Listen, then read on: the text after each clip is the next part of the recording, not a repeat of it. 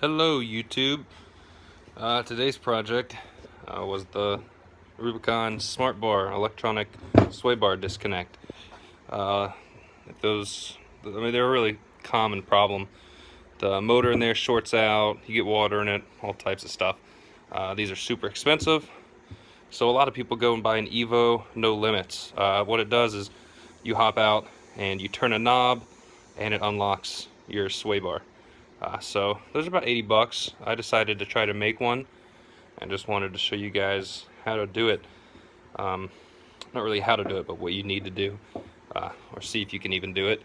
So take your smart bar off, make a template of where the mounting bolts go, and cut out a piece of steel, pretty much any size. I'd say definitely an 1/8 or thicker.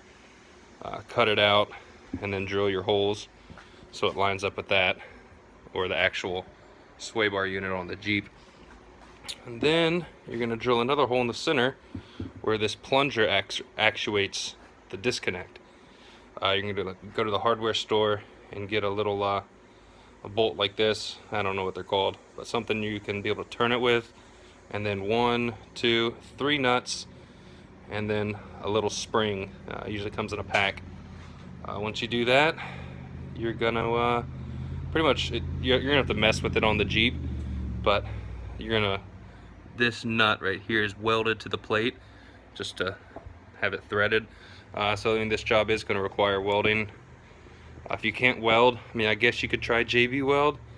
I mean, there's really not that much tension on this, but honestly, just find a buddy with a welder and you can knock it out pretty quick. So weld that nut to the plate, and then the second nut here, sorry, it's all the anti-seize. The second nut is gonna be the depth of how deep this screw goes to engage or disengage. So that you'll have to play around with once you have this mounted up on the Jeep. Keep trying it until you find the sweet spot. This nut, once again, find the sweet spot of where it works. And the reason behind the spring is so when if the Jeep's off camber, the sway bar's twisted, once you lock it in, even if the Jeep's not level, once it gets level, it'll lock in, opposed to having to rock the Jeep. So definitely have the spring. It'll make it easier. But I mean, it's super simple.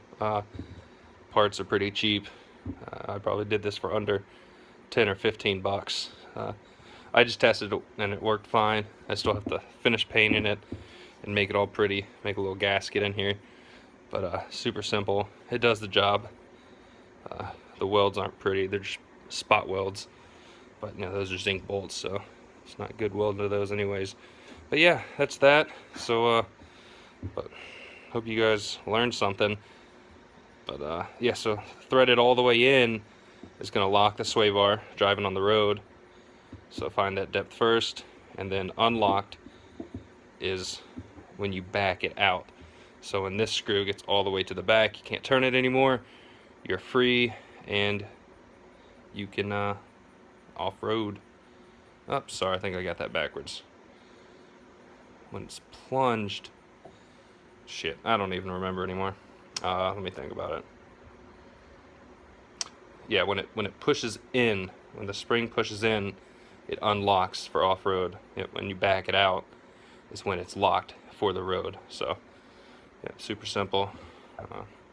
Wish I would have made the video when I was making it, but it's not too hard. Just make the template, weld the nut, get your bolt, get the spring, and place the nuts depending on how far it needs to go. Alright guys, sorry for the crappy video, but figured I'd throw this idea out there in case your smart bar is gone and you don't want to spend the money. Alright,